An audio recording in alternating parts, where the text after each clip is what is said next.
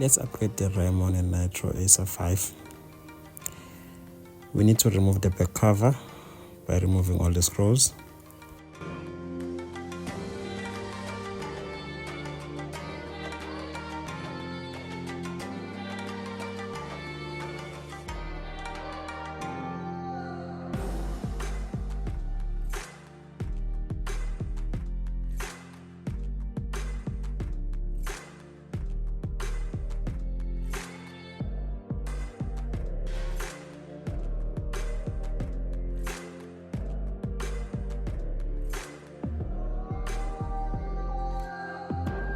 After removing a back cover, you will see a free slot there. That's where you're going to put your RAM.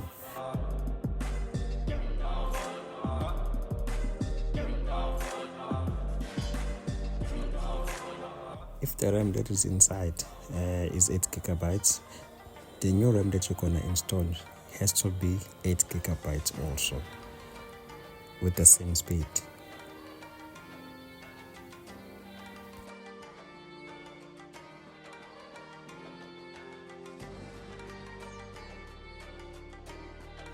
Once the RAM is inserted, then you're gonna close the back cover, and that's it. That's how you upgrade your RAM.